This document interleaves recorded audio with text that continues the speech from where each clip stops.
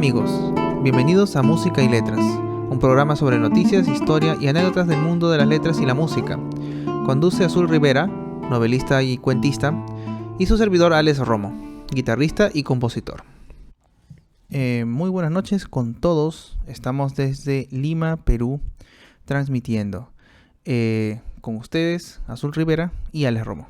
¿Cómo estás, Azul? Bastante bien, porque hoy vamos a hablar de unos temas muy interesantes. Comenzamos, como siempre, con la parte de letras, con Salman Rushdie, un escritor de la India, británico, ¿no? Nacido en 1947, hoy tiene 76 años, ¿no? Y sus libros, como hemos estado viendo en las ediciones pasadas, son increíbles. Vamos a hablar un poquito de cómo se inició. Y bueno, tiene que ver mucho con su amor por la historia.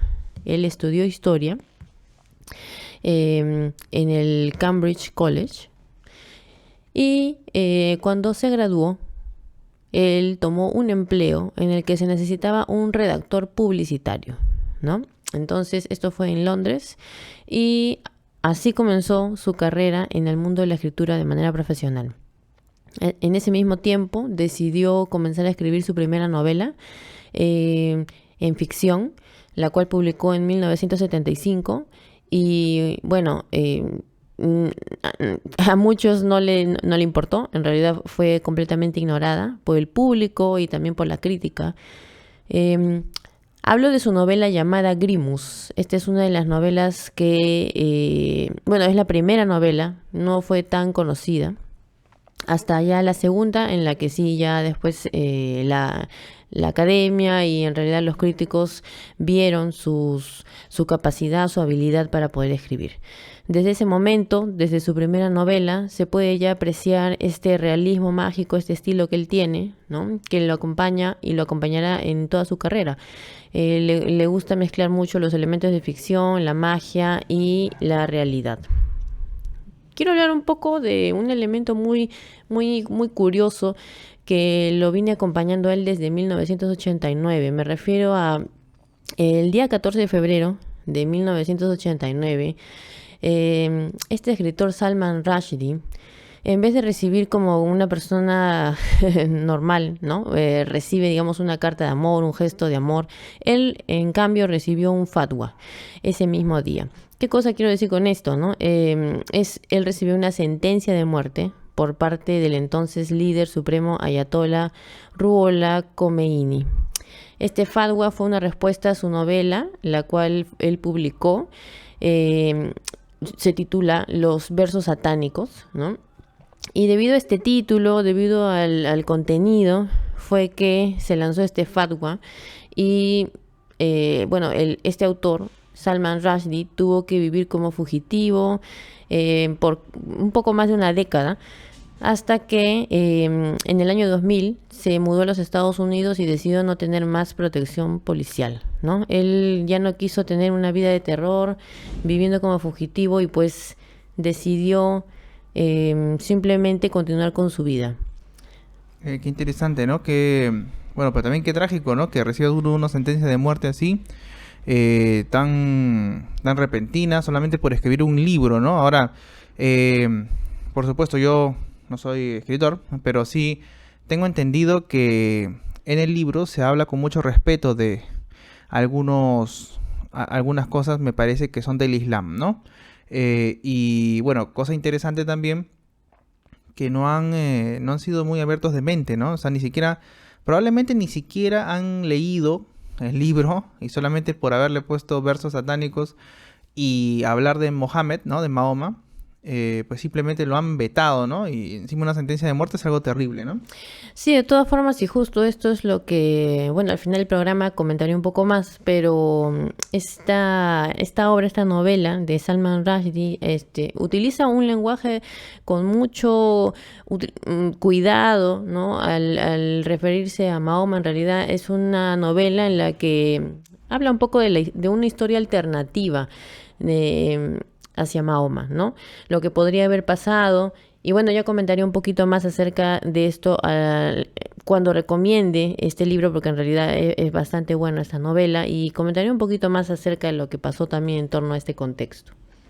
Ok, ese programa llega gracias a Schmidt and Holloway, historias que dejan huellas. Conoce nuestro catálogo en www.schmidtandholloway.com/tienda.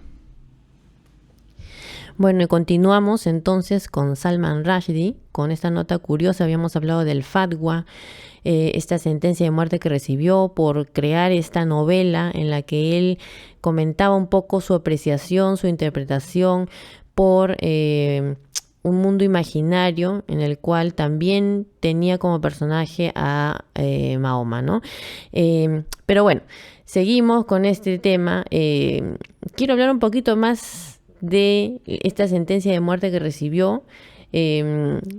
Hay un caso muy interesante que un reportero del New York Times, esto estoy hablando del año 2012, ¿no? Estaban en una reunión con los líderes mundiales de las Naciones Unidas y este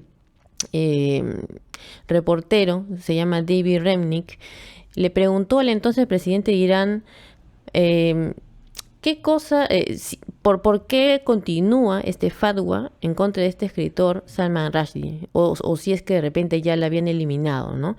Porque él decía, este escritor Salman Rushdie ya se encuentra en Estados Unidos y está viviendo, digamos, de una forma tranquila, no vemos que ha muerto, ¿no? Ya se ha retirado este fatwa, ¿en qué situación está? Y le responde el entonces presidente, le dice, ¿dónde está Rushdie? ¿Acaso está en los Estados Unidos? Y de ser así, debería no hacer esa pregunta por su seguridad. Con esto, ¿qué es lo que quiso decir? Que todavía continuaba esta sentencia y de hecho sigue, ¿no? Entonces, es un caso muy crucial, muy interesante, porque también habla un poco, mucho en realidad, de hasta dónde llega este tema de la libertad de opinión, ¿no? Y sobre todo ante una obra que, siendo una novela, y todos conocemos dentro de la literatura su estilo, que él mezcla un poco de la realidad con la ficción. Bastante interesante y sobre todo, otra vez, ¿no? Cosas muy fuertes, cosas que, bueno, en mi humilde opinión no deberían pasar, porque realmente debería haber esa libertad de expresión y cada uno debería ser capaz de hacer esas obras de arte sin estas represalias, ¿no? que existen. Pero sabemos que no todos, pero en algunas partes del mundo, y también no siempre, sino de vez en cuando también, ¿no? Aparecen este tipo de personas que pues vetan, ¿no? Si es que no es de su gusto, ¿no? Bueno, este programa también llega gracias a el primer Premio Nacional de Cuentos Schmidt and Holloway 2024. 2 categorías, Junior de 8 a 10 años y Senior de 11 a 14 años. Fecha de cierre 31 de mayo. Revisa nuestras bases en www.schmidtandholloway.com. Excelente, entonces si se animan, esto es para la etapa escolar, el concurso es para cuentos en inglés. Y viendo ese tema también, hablando de cuentos, hablando de obras de arte, hablando de literatura, justo viene esta pregunta que siempre tengo yo en estos episodios, ¿no? Que tiene que ver con a quién le dan el Nobel. En este caso, Salman Rushdie, él está convencido que jamás le darán el Nobel, porque él sabe que no se lo dan por el miedo. La academia no le da el Nobel por el miedo. Esto lo dijo él mismo en el año 2017.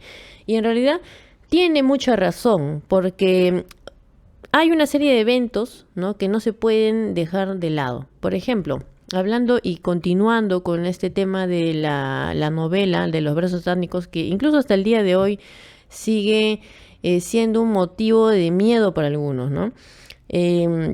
Estamos hablando de su traductor, Hitoshi Igarashi. En el año 1991, él murió solamente por haber traducido estos versos satánicos al japonés, ¿no? Entonces, incluso hasta el día de hoy no se sabe quién lo mató, pero obviamente se asume por las evidencias que hay al respecto, ¿no? De que ha sido alguien de parte que escuchó, ¿no? Esta idea del fatwa, ¿no? Y bueno, para la comunidad que sabe qué es el fatwa, pues lo toman muy en serio, ¿no? Sí, realmente es una... Otra vez, ¿no? Volvemos a lo mismo, que es terrible, ¿no? Bueno, siguiendo con la tercera parte, ¿no? Una parte más de esto, porque hay muchísimo que hablar de este gran escritor y sobre todo rescato su valentía, ¿no? Para ser fiel a la obra de arte y, bueno, y saberse imponer ante estos peligros tan extremos, ¿no? Cuando la vida está en juego, pues es terrible. Tenemos todavía que mencionar algunas distinciones y alguna motivación al respecto, así que Azul, te escuchamos. Sí, sobre todo, bueno, él tiene muchas, ¿no? Obviamente es un escritor mundial, internacional, y se lo ha ganado. Uno de los premios más grandes que tiene es el Booker Prize de 1981. Esto está muy cerca, justo a la época en la que él se iniciaba nada más en la escritura, escribiendo novelas, ¿no? Estamos hablando de este premio, le dieron a la segunda novela, que se titula Hijos de la Medianoche, ¿no? Muy buena también, y siempre mezclando este tema de realidad con la magia, elementos de ficción. Y también le dieron el premio de la paz por los libreros alemanes hace poco, ¿no? Hace unos meses en Alemania. Una de las motivaciones, como ya ustedes pueden tener, quizás ya pueden haber pensado, ¿no? Tiene que ver con la libertad de opinión. Él defiende mucho y obviamente no solamente lo dice, sino también lo ha hecho. Al día de hoy, él comentaba, incluso en su autobiografía, que por mucho tiempo le decían, pero ¿cómo es que tú continúas con esto si sabes que te pueden matar en cualquier momento, ¿no? Hasta has sido fugitivo, no has podido vivir plenamente, en fin. Y él siempre responde, ¿no? Incluso hasta el día de hoy, que por encima, en su mente, por encima de cualquier cosa, incluso de la vida, está esta libertad de poder decir lo que él cree. Y así lo ha demostrado, ¿no? Incluso él apoya a la escritora de la India, Arundhati Roy, que incluso el día de hoy está teniendo muchos problemas por allá, justo por algo que dijo, que todavía lo van a mencionar. Esto es una noticia de hace muy poquito, que van a mencionar recién qué cosa es lo que ha pasado, ¿no? Pero es algo que ella dijo que quizás no le gustó mucho al gobierno de ese entonces, pues, y en el 2010 estamos hablando. Ella dijo algo en el 2010 que hoy en día está siendo acusado, ¿no? Entonces, otra vez este tema de la libertad de opinión. Bien, bueno, si ustedes, estimados oyentes, quisieran apoyar a esta iniciativa de música y letras, ¿no? Gracias a la compañía de Smith & Holloway, pueden hacerlo en Patreon. Se escribe Patreon. Visita la página y busca, en este caso, Alex Romo. Agradecemos muchísimo el apoyo a este proyecto y el apoyo también a los proyectos musicales y de escritura que existen actualmente. Entonces, ahora nos pasamos a la parte musical y al final seguramente conversaremos un poquito sobre algunas similitudes con la parte de la música en este caso. Y me toca el día de hoy hablar de, por supuesto, Narciso Yepes, ¿no? El gran maestro, increíble sonido, increíble músico, increíblemente también. Y bueno, nació en Lorca, España, el 14 de noviembre de 1927 y fallece en Murcia el 3 de mayo de 1997. Bueno, comenzó, vamos a hablar un poquito muy rápidamente de su niñez, de su biografía. Comenzó a tocar de niño, por supuesto, y tuvo que ir. Es una cosa bien curiosa, donde él recibía las clases. No era realmente en el pueblito donde estaba en Lorca, sino que era mucho más lejos, unos kilómetros. Y él mismo lo dice, su padre lo tenía que llevar en burro, tenían un burrito muy simpático, y lo llevaban, imagínense un niñito, ¿no? El joven niñito Narciso Yepes, y su papá yendo en burro a clases, ¿no? Y después regresaban, y eran muchos kilómetros de ida y muchos kilómetros de vuelta. Pero el padre estaba muy convencido y apoyaba a su hijo porque esta familia, aunque era humilde, ¿no? Tenía bastante cultura, ¿no? Le gustaba la pintura, el arte y apoyaban esto. No tuvo maestros, que también otra cosa curiosa, que fueron alumnos directos de Francisco Tárrega.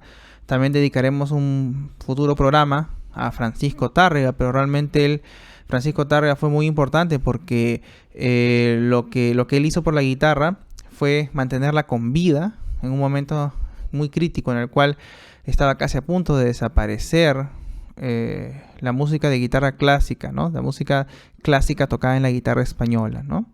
Pero bueno, los dos alumnos que tuvo Tárrega y que después fueron maestros de Narciso Yepes fue García de la Rosa y Estanislao Marco, ¿no?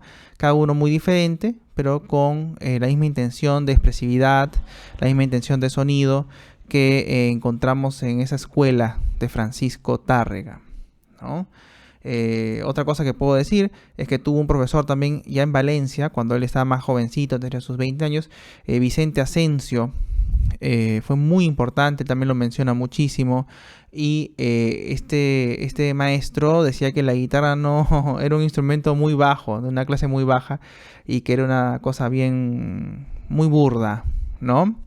Y se basaba en una serie de cosas, pero bueno, brevemente, que por ejemplo, los guitarristas hacemos escalas, ¿no? Como cualquier instrumento, pero él decía que no, que habían que hacer escalas de verdad. Y cuando Narciso Yepes le pregunta, pero ¿a qué se refiere con escalas de verdad?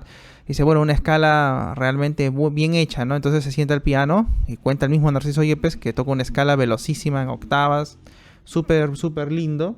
Y después agarra el violín, porque también tocaba el violín, Vicente Asensio, y pues le toca una escala en el violín súper rápida, súper ligada, perfecta, ¿no?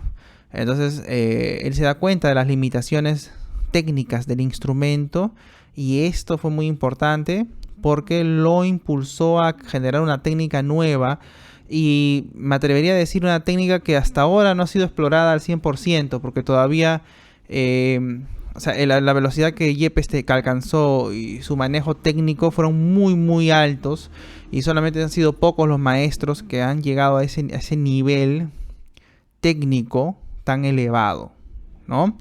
Y bueno, pues se puede hablar muchísimo más, pero vamos a ir rápidamente nomás al punto más importante, que quizás todos nosotros los que hemos escuchado a Narciso Yepes inmediatamente lo enlazamos a algo muy importante, que es la guitarra de 10 cuerdas, ¿no? Y bueno, yendo a la guitarra de 10 cuerdas, también es una historia muy interesante, ¿no? Él tiene una serie de conversaciones con el luthier español, con el constructor de guitarras español, José Ramírez III, y tanto Andrés Segovia, del que hemos hablado en programas anteriores, y Yepes estaban muy preocupados porque habían notas que no sonaban bien en la guitarra, y notas que sonaban más bajas, notas que sonaban más secas, y entonces había un gran problema, ¿no? El mismo Andrés Segovia se quejaba de que tenía que cancelar algunas piezas porque justo habían momentos en el cual él, por ejemplo, tocaba una nota cumbre, una nota muy importante, y no vibraba como debiera la guitarra. Entonces tenía que quitar la música, ¿no?, del programa. Eso es algo muy, muy, muy interesante. Y Yepes también la misma cosa. Entonces Yepes se dedicó a buscar cómo hacerlo, y pensando, pues vino esta idea de las 10 cuerdas, ¿no? Los detalles técnicos los voy a comentar en otra ocasión. Hablando de esta famosa guitarra, ¿no?, de 10 cuerdas, quiero comentar que este programa llega gracias a justo el renacimiento de la guitarra Yepes. Vive la magia de estas 10 cuerdas en el próximo concierto el día sábado 25 de noviembre. Los informes al 999 21 22 44. 999 21 22 44. Muchas gracias, Azul. Y sí, como siempre lo digo, yo de hecho estaré ahí. Y bueno, porque tengo que tocar. Claro. y haciendo las cosas, reviviendo, ¿no? Sí, sí, pero es muy refrescante escuchar este tipo de música, y aparte en esta guitarra de 10 cuerdas que entiendo, no muchos en el mundo la tocan, y mucho menos existe una escuela específica para esta guitarra de 10 cuerdas. Y claro, es que realmente es muy compleja, y me atrevo a decirlo en el programa. Yo mismo tengo muchas, a veces, no dudas, pero tengo muchas batallas mentales tocándola, porque realmente requiere un nivel de concentración un poco más alto, es un poco más grande, es un poco más dura. Tiene un sonido espectacular, pero requiere un manejo diferente a una guitarra convencional. Entonces es una cosa muy complicada. Y justamente el último punto que quiero mencionar, porque no quiero aburrirlos, es bueno, lo de... Hay un cierto sesgo, una cierta mala cara que algunos músicos, guitarristas, quizá un poco ortodoxos, le tienen a la guitarra de 10 cuerdas, ¿no? Y hay otras iniciativas de otros tipos de instrumentos que sean guitarras de más cuerdas, ¿no? Yo personalmente he experimentado esto. Yo estudié en los Estados Unidos, me gradué con honores ahí, pero inclusive ahí me encontraba cierta animosidad, ¿no? En contra de la guitarra de 10 cuerdas. Y en general en contra de Narciso Yepes, ¿no? Volviendo un poquito, retomando lo que dije de Andrés Segovia. Andrés Segovia, yo le tengo un respeto, un cariño y un amor increíble, porque obviamente gracias a él estamos los guitarristas aquí actualmente, si no, no estaríamos. Eso es innegable. Pero es verdad que Andrés Segovia totalmente rechazó este instrumento, de la de guitarra de 10 cuerdas, ¿no? Y bueno, sí, la honestidad me fuerza a decirlo, ¿no? Que no le gustaba ese instrumento porque pues tal vez le parecía muy ancho, le parecía estéticamente no es algo a lo que estamos acostumbrados. Y bueno, sin embargo el público en general amaba mucho la guitarra de 10 cuerdas. Tanto así que ustedes pueden ver los conciertos de Narciso Yepes estaban a tope, ¿no? Se agotaban las entradas muchísimos meses antes del concierto. Era una estrella totalmente, porque ese instrumento es algo muy especial que hay que realmente escucharlo en vivo para sentir esa fuerza que tiene. Y quisiera añadir algo, ¿no? Que a diferencia de la guitarra de 6 cuerdas, yo he escuchado también mucho a Andrés Segovia, ¿no? Y obviamente Andrés Segovia, excelente músico y no hay más que decir ahí, proyectaba muchísimo. Sin embargo, al mismo tiempo, cuando podemos hablar de Narciso Yepes, ¿no? En los conciertos de más de 4.000 personas que tenía en todo el mundo y mucho más todavía en Asia, podemos ver que esa guitarra proyectaba muchísimo más, ¿no? Entonces es algo muy interesante también ver eso, ¿no? No sé si Segovia de repente había tenido alguna guitarra de 10 cuerdas a la mano o si es que quizás él dio su opinión en base a lo que escuchó alguna vez, ¿no? Yo no lo sé, pero de todas formas sí he escuchado la guitarra de 10 cuerdas, también he escuchado la guitarra de 6 cuerdas en conciertos profesionales, y en mi opinión la guitarra de 10 cuerdas me parece que tiene muchas más bondades. Eso también es bien interesante. Gracias, Azul, por tu comentario. Realmente, otra vez, apelo a la sinceridad. Cuando yo, después de los conciertos, siempre pregunto a la gente, ¿no? ¿Qué les parece? ¿Qué ha escuchado? A veces he comparado algunas cosas.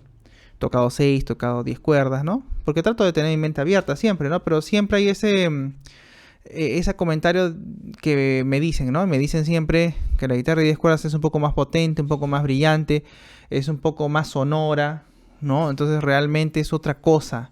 Eso es un instrumento diferente, ¿no? Y realmente yo amo la guitarra de 6 cuerdas, ¿no? Y por supuesto, es un instrumento bellísimo, pero la guitarra de 10 cuerdas también tiene una gran cabida, ¿no? Especialmente en la forma en la que Narciso Yepes la ha diseñado, que ya hablaremos con calma acerca de esto, ¿no? Entonces, bueno, cerrando un poco el programa, pues, Azul, tal vez tú encuentras alguna similitud entre el personaje de Narciso Yepes y su guitarra de 10 cuerdas y este señor Rushdie. Salman Rushdie, sí, yo lo que he podido notar es este compromiso que han tenido con, en el caso de Rushdie, con la libertad de opinión, que eso se puede ver en sus novelas. son bastante interesantes, ¿no? Y más allá de interesantes, dicen muchas cosas que muchas veces algunos escritores no quieren decir por temores, por un temor al qué pasará, de repente no me publicarán, ¿no? Entonces, Rushdie lo ha dejado muy en claro que a él no le importa si no le publican nada, pero de todas formas sí le han llegado a publicar y eso es lo más interesante, ¿no? Él simplemente escribe lo que le parece y se acabó. Y en el caso de Narciso Yepes, pues me parece que a pesar de que existe digamos, la guitarra de 10 cuerdas no la han recibido tan bien en la actualidad muchos guitarristas, sobre todo, porque el público veo que sí, pero aún así, y también en su tiempo, porque hay un documental de Narciso Yepes en el que él también un poco menciona, ¿no? Que hay personas que simplemente dicen cosas negativas en la guitarra de 10 cuerdas, pero a él tampoco le importaba, ¿no? Él simplemente quería seguir con lo que él pensaba que era lo mejor y pues hacia adelante. Excelente, sí, exactamente.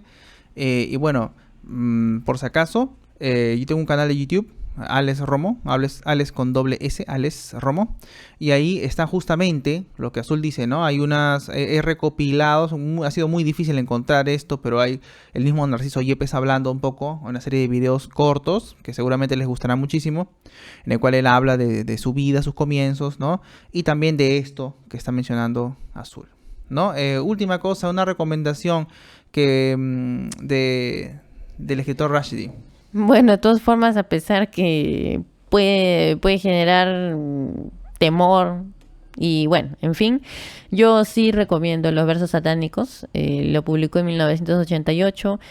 Ha generado mucho que decir, como ya lo hemos visto, hasta personas han muerto, simplemente por este tema de la libertad de opinión, que sigue siendo un tema que lleva muchos conflictos, ¿no? Lo recomiendo. En él cuenta con mucho respeto una historia alternativa de Mahoma. El título en sí, Los versos satánicos, ¿no? Se refiere a una leyenda según la cual Mahoma pronunció unos versos como parte del Corán, pero luego los retiró con el argumento de que el diablo se los había dictado, haciéndole creer que provenían de Alá, ¿no? Entonces ahí puede venir el tema de que de esta religión que que no lo han podido tomar a bien, ¿no? Claro, claro, y realmente estamos sacando esto del mismo libro, ¿no? Y pues podemos apreciar lo que ha dicho Azul, que bueno, aquí lo que está pasando es que él dice que pronunció unos versos, pero después los quitó porque se dio cuenta que el diablo supuestamente se los había hecho leer, entonces los quitó, pero ojo, aquí no veo ningún problema, ¿no? Porque en este caso Mahoma se corrige y dice, no, eso no es así, y lo quita, ¿no? O sea, yo realmente no entiendo cuál es el problema, y no, tal vez no lo pueda entender nunca, o sea, ¿cuál es el problema en esto, no? Sí, pero sí, es bastante complejo de entender. En realidad, como lo vemos desde hace muchísimo tiempo, él tiene este fatwa, que está su nombre, cada vez sigue creciendo el precio, el monto que se le da a la persona que puede llegar a asesinarlo, y como último dato lo hemos visto, ¿no? Que no son casos aislados. El año pasado, en el 2022, en agosto, él estaba a punto de dar justo es bien interesante porque está a punto de dar una conferencia justo en base a lo que significa la libertad de opinión, y poco antes de que suba al escenario fue corriendo detrás de él un hombre que obviamente era un musulmán y que fue apresado, pero obviamente lo llevó a emergencias, ¿no? Al día de hoy él no puede ver con un ojo. Le dieron una puñalada en el cuello, ¿no? Estaba a punto de morir, y en el abdomen también. Sí, cosas como, repito, ¿no? Que no deberían pasar. Yo creo que siempre están las palabras, ¿no? Como le decimos a los niños, ¿no? Usa tus palabras, ¿no? En este caso también, o sea, deberían sentarse a conversar, a dialogar. Yo creo que así las cosas son mucho mejores. Pero bueno, los tenemos que dejar.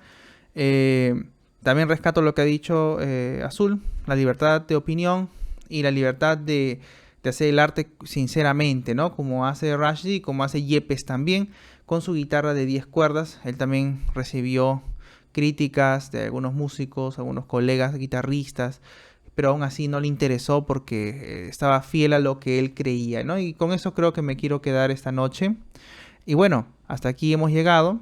y espero que les haya gustado el programa y nos puedan acompañar la próxima semana en el mismo horario. Los dejamos con Río Esperanza, una pieza de mi autoría del disco Sold Out. Un abrazo para todos. Muchas gracias.